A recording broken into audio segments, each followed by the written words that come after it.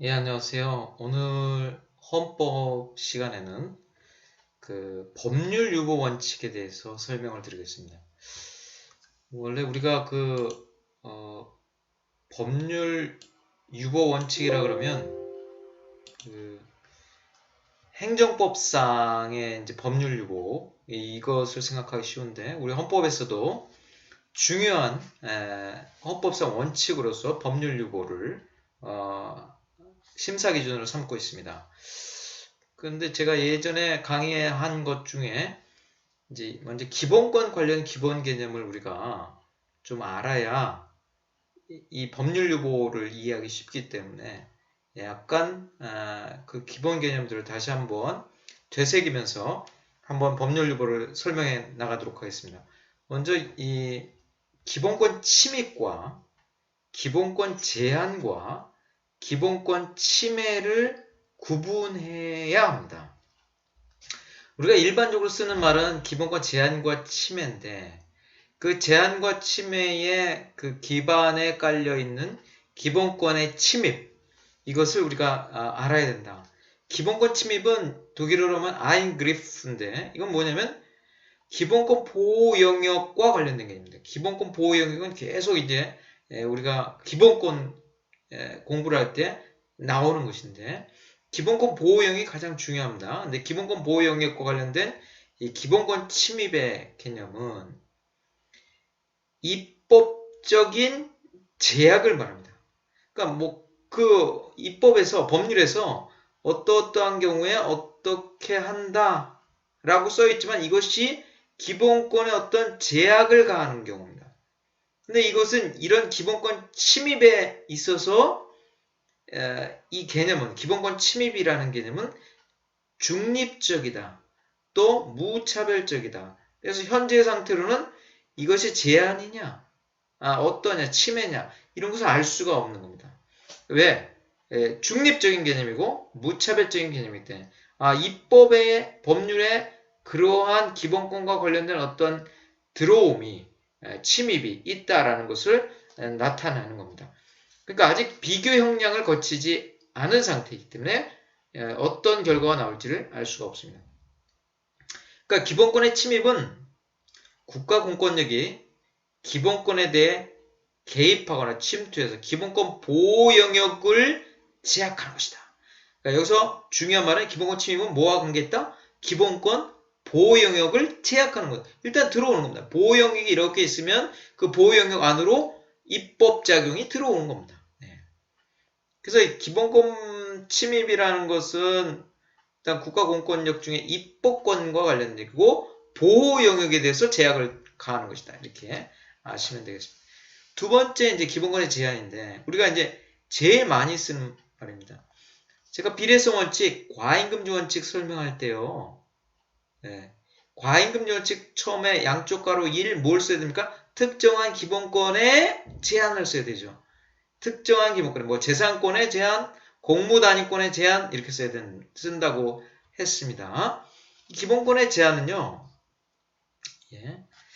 기본권 제한은 기본권 보호 영역이 확정된 이후에 어떤 행위가 국가 공권력의 행위가 기본권 보호 영역 내에 들어와서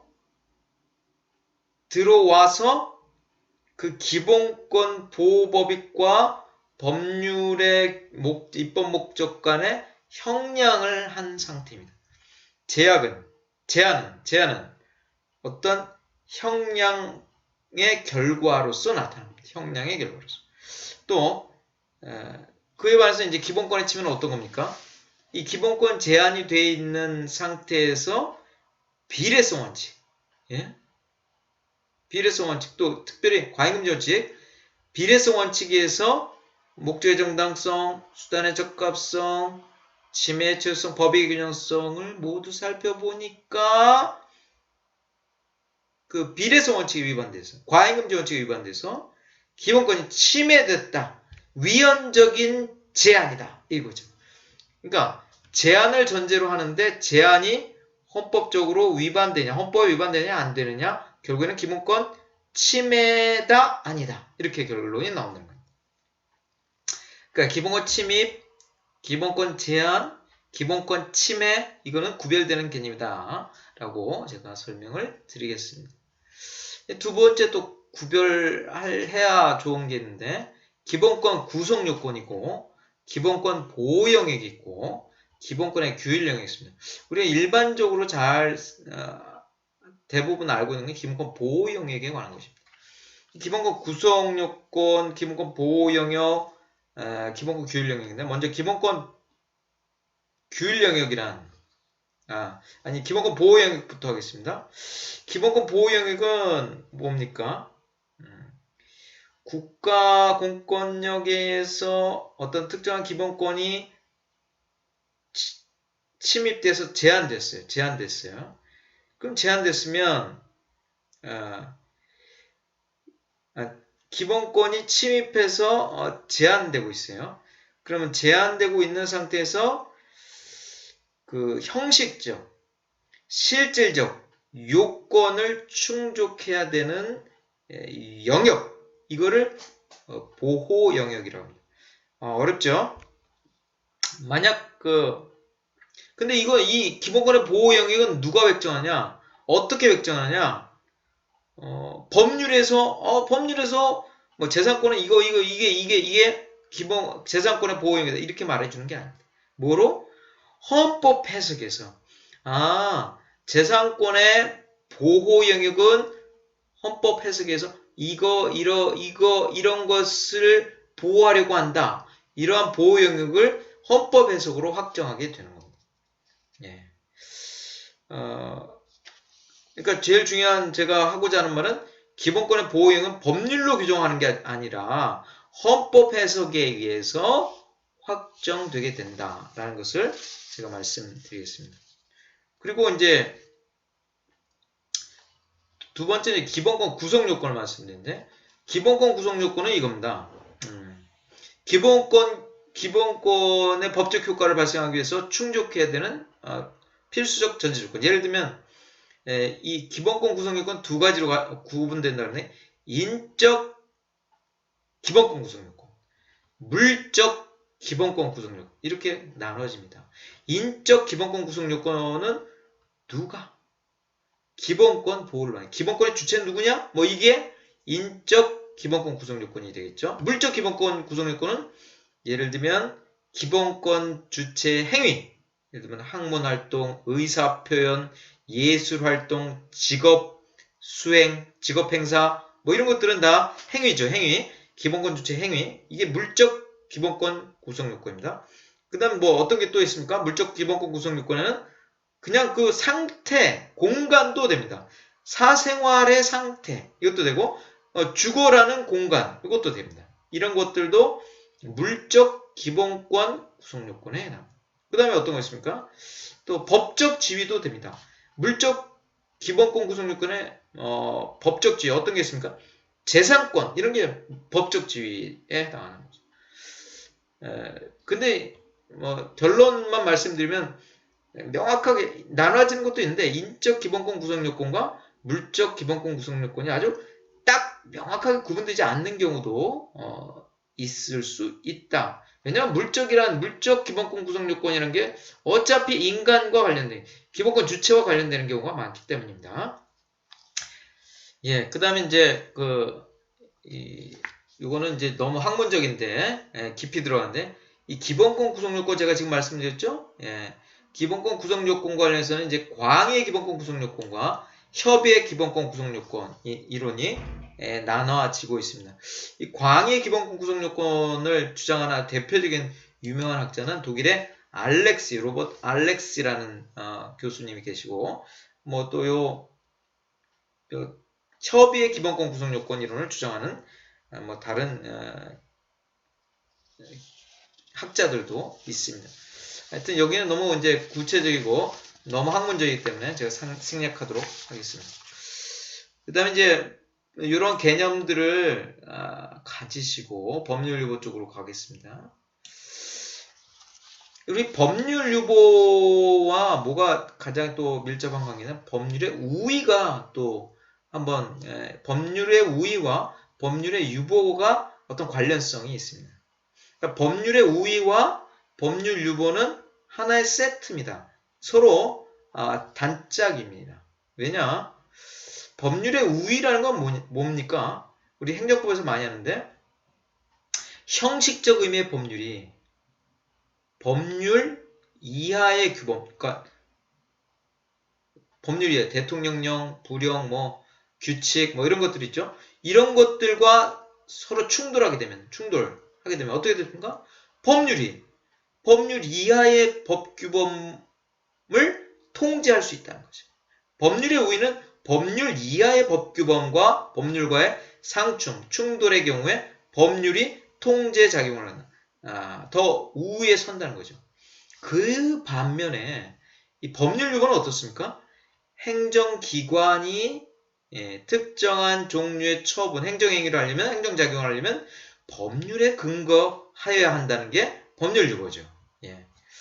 그래서 법률유보는 그러니까 다시 쉽게 얘기하면 행정작용은 어때야 됩니까? 법률에 근거를 둬야 된다. 법률에 기속돼야 된다. 이 말입니다.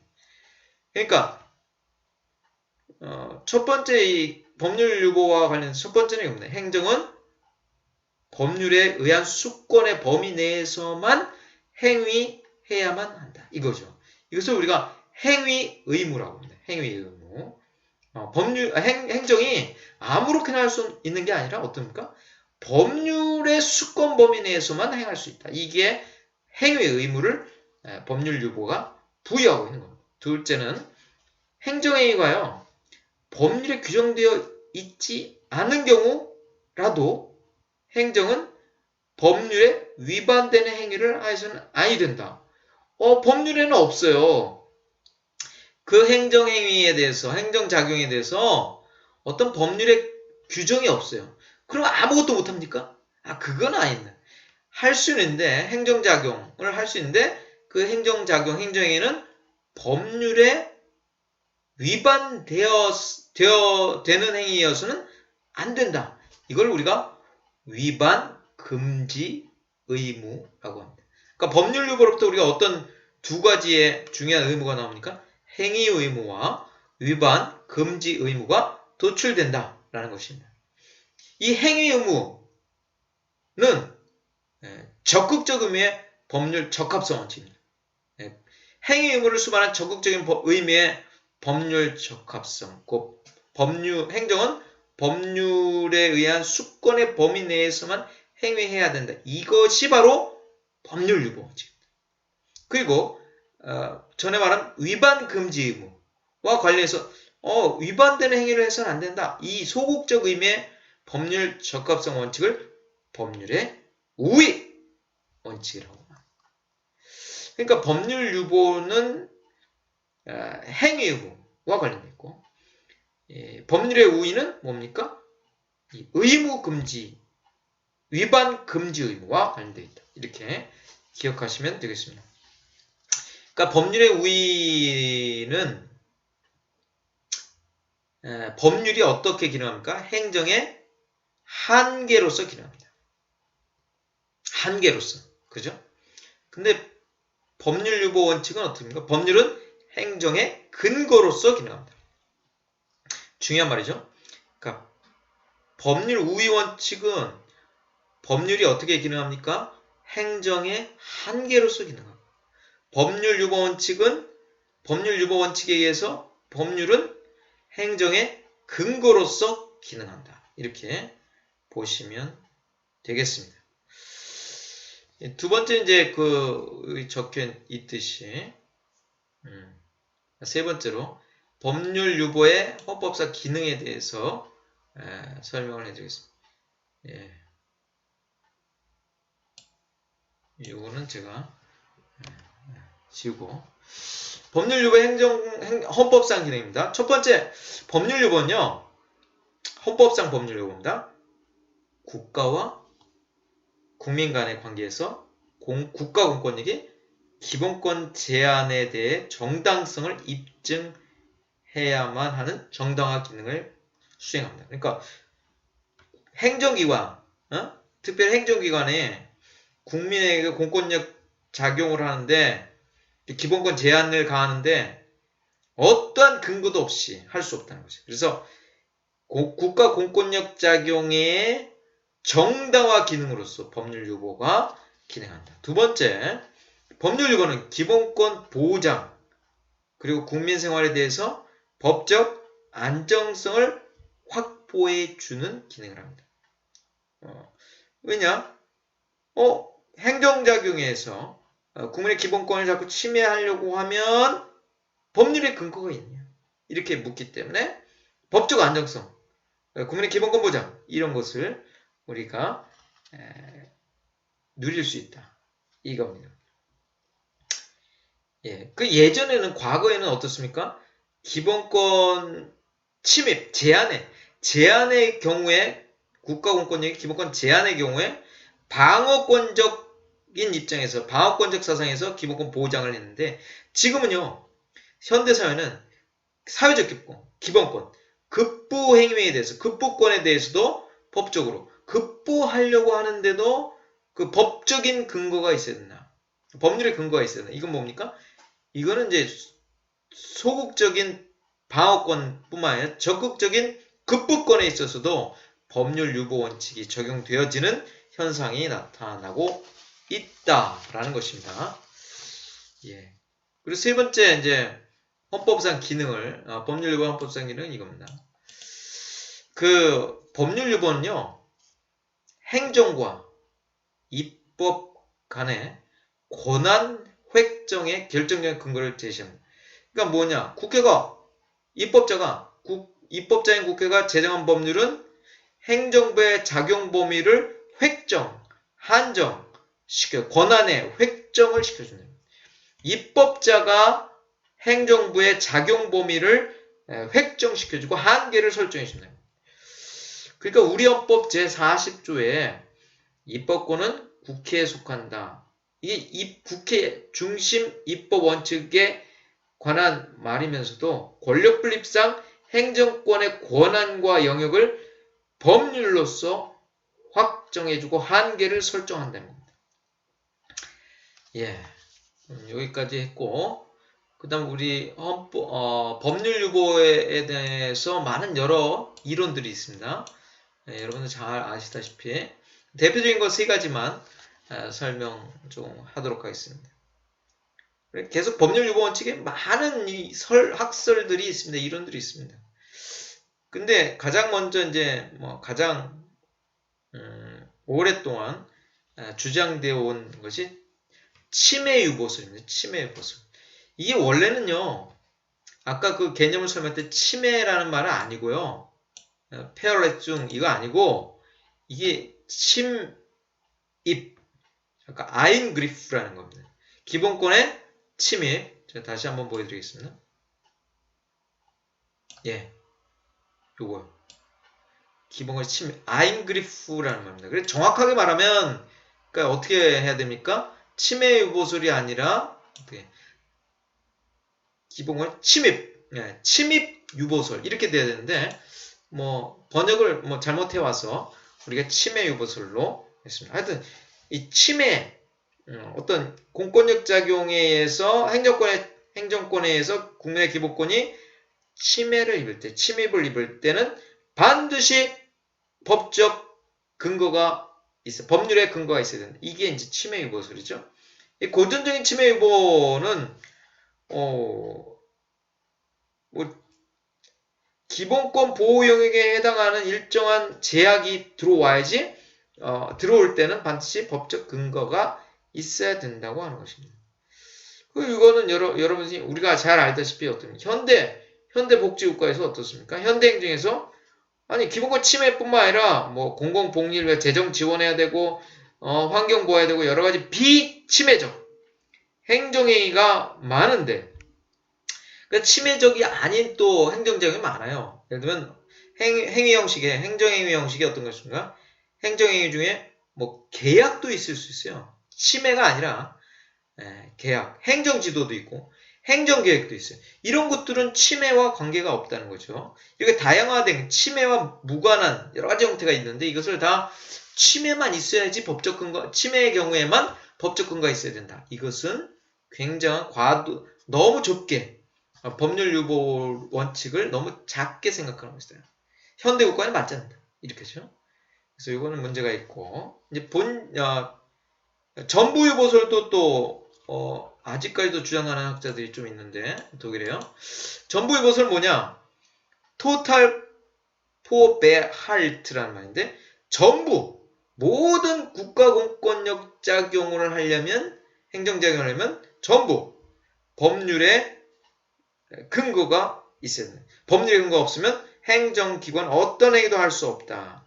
이런 말을 하는데 이렇게 되면 행정이 아무것도 못하죠. 손발이 묶여서 전부유보설은 이거는 현대 행정작용을 너무 위축시키는 이런 문제점이 있습니다. 그 다음 제가 오늘 좀 설명을 드리는 것은 본질성 이론입니다. 예. 본질성 이론 뭡니까? 예. 본질성 이론은 이거죠. 우리 지금 헌법재판소도 이 입장이 있는데 본질성설, 중요사항 유보설 이렇게 말하기도 합니다. 이 본질성설은요. 행정위에서 기본권을 제한하기 위해서는 기본권의 실현을 위해 본질적인 경우에는 기본권 실현의 본질적인 사항에 대해서는 국회가 직접 법률에 규율해야 된다는 겁니다. 그렇죠? 본질적인 사항에 대해서는 국민의 기본권과 관련된 본질적인 사항에 대해서는 국회가 직접 법률로 규율해야 된다. 이겁니다. 예, 아주 설득력 있어요. 말은 본질적, 본질적. 예. 근데 문제는 뭐냐? 본질적인 사항과 비본질적인 사항을 명확히 구분할 수 없다는 겁니다. 어떤 게 국민의 기본권 보장, 실현과 본질적이냐? 어떤 것은 기본권 실현과 본질적이지 않은 사항이냐? 이것을 명확하게 구분할 수 없다는 겁니다. 그래서 아주 신랄하게 비판하는 학자들은 본질성설은 공허한 공식이다. 본질성설은 병사했다. 뭐 이렇게 죽었다. 병으로 죽었다. 이렇게 말하기도 합니다. 또 본질성설을 또 평가하자면 이게 또 문제인데 어떤 거냐면 국민의 기본권 실현, 기본권 보장과 관련된 사항은 국회가 직접 본질적인 사항은 국회가 직접 법률로 규정해야 된다. 규율해야 된다. 이렇게 말하고 있죠? 그러면요. 문제는 뭐냐?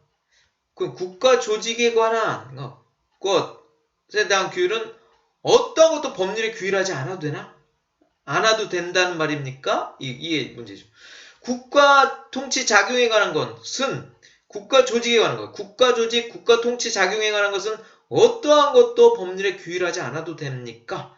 이런 반론을 제기할 수 있습니다. 그러니까 이 본질적인 사항이다 아니다 이렇게 말하는 것은 너무 광범위하기 때문에 사실은 본질성설의 입장에서는 어떤 영역에 대해서는 본질적이기 때문에 법률을 규정해야 되고 어떤 경우는 비본질적이기 때문에 규율하지 않아 하위 규범에서 규율해도 된다는 이런 유형화가 필요하다는 거예요. 그러니까 본질성설의 가장 문제점은 특정한 사안에서 어떤 법률의 형식적 의미의 법률로 어떤 걸 규율하면 되지 본질성설하면 규율하면 되지 어떠한 것을 규율해야 되느냐에 대해서는 그렇게 명쾌한 답을 내리지 않고 있다라는 것입니다.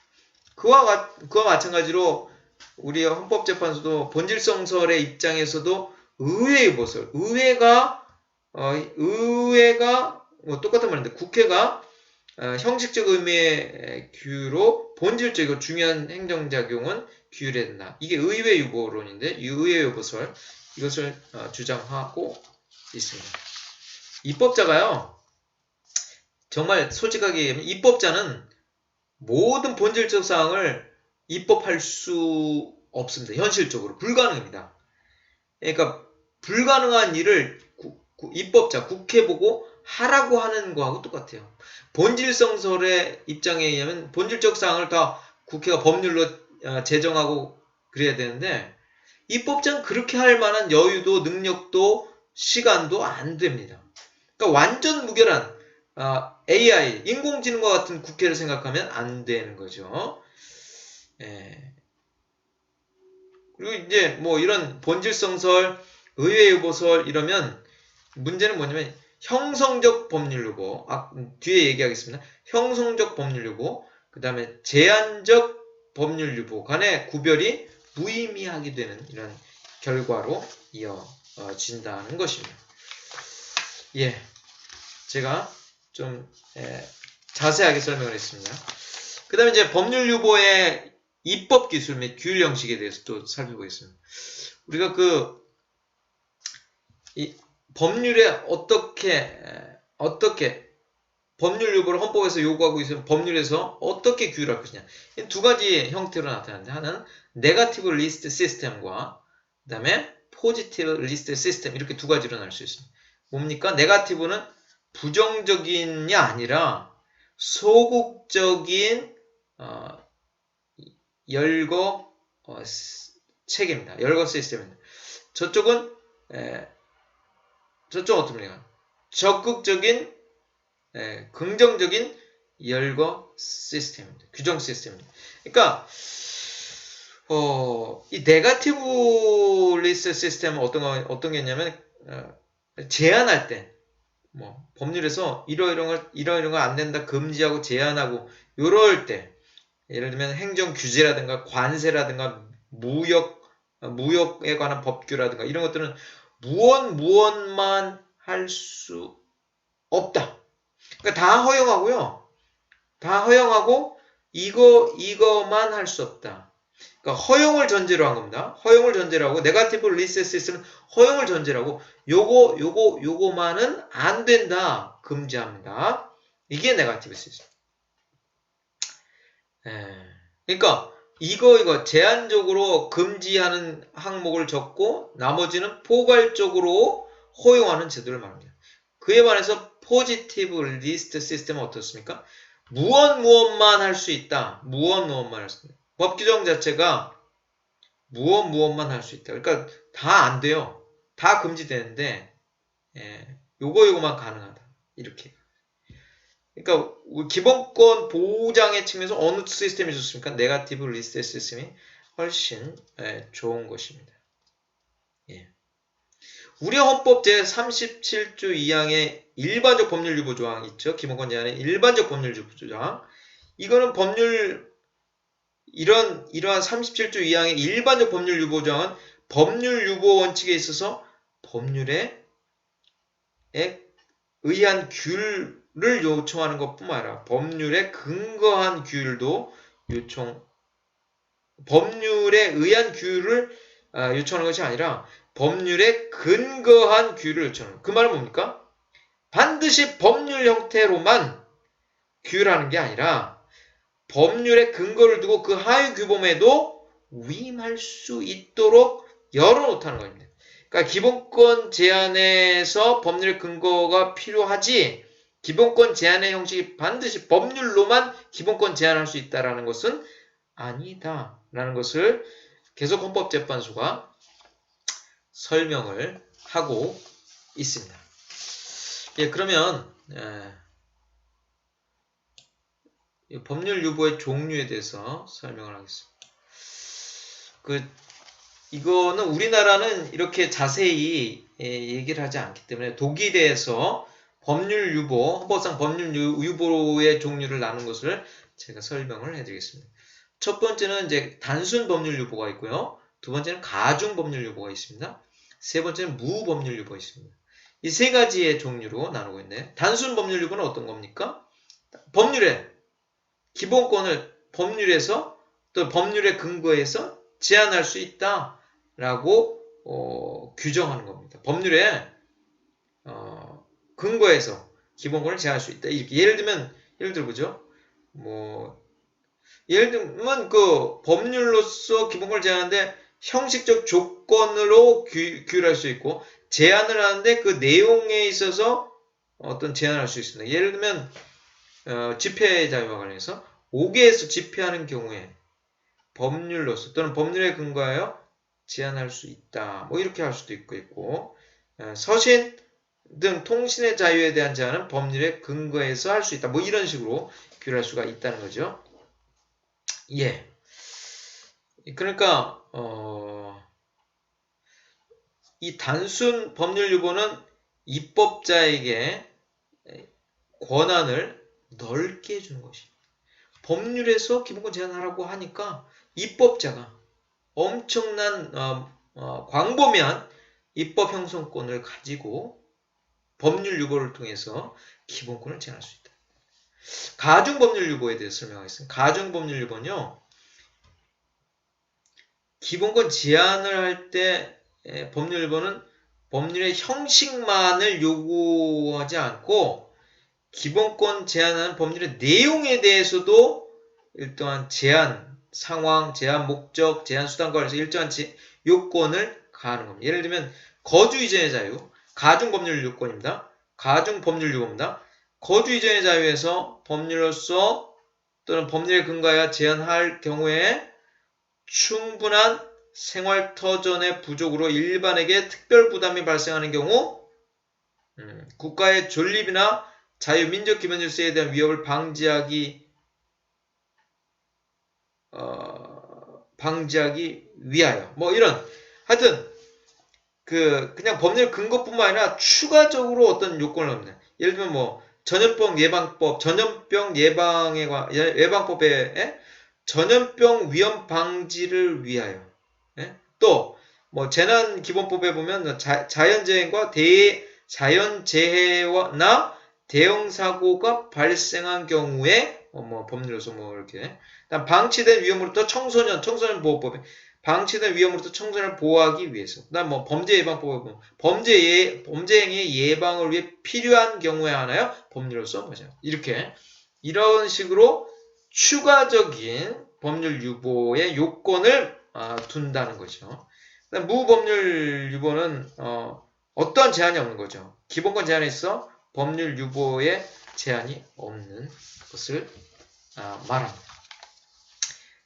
예, 그리고 이제 제일 제가 좀 중요하게 생각하는 재산권에 대해서 설명을 드리겠습니다.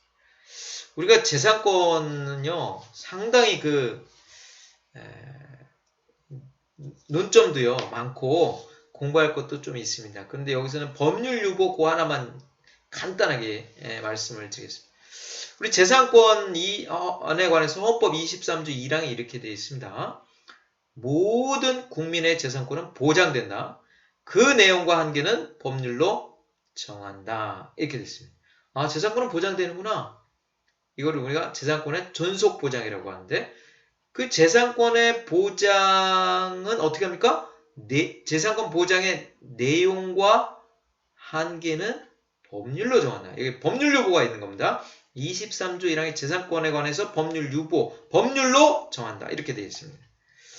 여기에서 이것과 관련해서 우리나라 헌법재판소는 뭐라고 하냐면 제가 읽어드릴게요. 헌법재판소 판시상입니다. 우리 헌법상의 재산권에 관한 규정은 다른 기본권 규정과는 달리 그 내용과 한계가 법률에 의해 구체적으로 형성되는 기본권, 형성적 법률 유보의 형태를 띠고 있다. 그리하여 헌법이 보장하는 재산권의 내용과 한계는 국회에서 제정되는 형식적 의미의 법률에 의하여 정해지므로 이 헌법상의 재산권 보장은 재산권 형성적 법률 유보에 의하여 실현되고 구체화하게 된다. 따라서 재산권의 구체적 모습은 재산권의 내용과 한계를 정하는 법률에 의하여 형성된다. 물론 헌법이 보장하는 재산권의 내용과 한계를 정하는 법률은 재산권을 제한하는 의미가 아니라 재산권을 형성한다는 의미를 갖는다. 이렇게 여러 번 판시하고 있습니다. 여기서 지금 제가 강하게 읽은 부분도 있고 약하게 읽은 부분도 있는데 중요한 말은 뭘까? 이 23조 1항의 재산권에 관한 이 법률 유보는 우리 헌법재판소는 어떻게 봅니까? 기본권 제한적 법률 유보가 아니라 기본권 형성적 법률 유보의 형태를 띠고 있다. 이겁니다. 무슨 말입니까? 법률에 재산권을 이렇게 규정하는데 국민의 재산권을 제한하는 쪽으로 쓰면 안 되고 규율하면 안 되고 법률에 어떻게 재산권을 형성, 구체화하는 법률 유보를 써야 된다. 법률에 그렇게 규율해야 된다. 규정해야 된다. 이렇게 말하고 아시겠죠? 헌법재판소의 뜻은 아시겠죠? 재산권에 관해서 우리 헌법재판소는 기본권 형성적 법률 유보의 형태를 띠라고 입법자에게 명령하고 있다. 이렇게 보시면 됩니다. 요거에 관해서 제가 이제 기본권 형성적 법률 유보, 형성적 법률 유보, 그 다음에 기본권 제한적 법률 유보, 이 두 가지의 유형이 있다라고 지금 헌법재판 전제를 하고 설명을 하고 있습니다. 그러니까 우리나라 헌법재판소 또 우리나라 헌법 교과서를 보면 기본권 형성적 법률 유보, 기본권 제한적 법률 유보 이렇게 이분론을 기초하여 이론을 전개하고 있습니다. 이거는 뭐 기존에 뭐 많은 우리 1세대 헌법학자들서부터 계속 동일하게 내려오고 있습니다. 제가 이제 해석을 하자면 헌법재판소 결정을 아주 좋게 해석을 하면 이렇게 했습니다. 재산권의 내용과 한계를 정하는 법률은 재산권을 형성하는 의미뿐만 아니라 재산권을 제한하는 의미도 함께 지니지만 그 중점은 기본권 형성에 더 중점이 있구나 이렇게 볼 수가 있대요. 왜냐? 현실에서 법률에 현실적으로 우리나라 법률에 보면요. 기본권 형성만 있는 게 아니에요.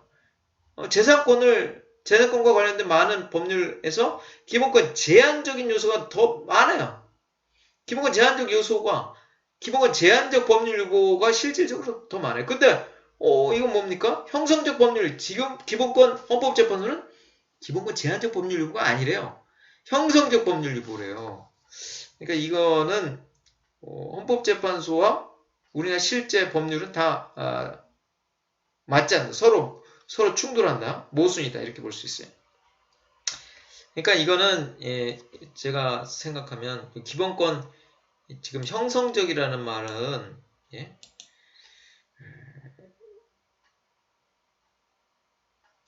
그 기본권 보호 영역이 아직 확정되지 않은 경우에 법률에 의해서 이를 구체적으로 형성하는 겁니다. 기본권 보호 영역을 형성하는 게 기본권 보호 영역을 형성하는 게 이 형성이라는 말이고요. 기본권 제한적 법률 유보는 기본권 보호 영역이 형성된 이후에 법률에 의해서 기본권 침입을 받는 것이 기본권 제한적 법률 유보. 그러니까 양자가 서로 충돌하는 개념이 아니라 기본권 보호 영역 이전에 기본권 보호 영역을 형성하는 건 뭐냐? 그건 기본권 형성이라고 하고 법률 유보가 아니고 사실은요. 그 다음에 기본권 보호 영역이 형성된 이후에 국가 공권력에 의해서 입법자에 의해서 법률에 의해서 기본권 침입이 일어나는 기본권 제한의 경우에는 기본권 제한이다. 이렇게 볼 수 있기 때문에 양자가 충돌하는 개념, 양자가 대립되는 개념, 구별되는 개념이 아니다라는 겁니다. 제가 하고자 하는 말은 기본권의 보호형이 확정된 경우냐, 기본권 보호형이 확정되지 않은 이전의 경우냐, 이게 차이가 있을 뿐이다라는 것입니다. 그래서 이런 개념을 잘 이해하시면서 이 법률 유보를 지금 제가 다시 목차만 훑어드리면 이렇습니다. 우리가 여러 개념이 있었습니다. 기본권 침입, 기본권 제한, 기본권 침해가 있고 기본권 구성 요건이 있고 기본권 보호형이 있고 기본권 규율 영역이 있습니다. 그 다음에 이제 기본권 구성 요건에 관해서는 광의 기본권 구성 요건, 협의의 기본권 구성 요건 뭐 이런 게 있다.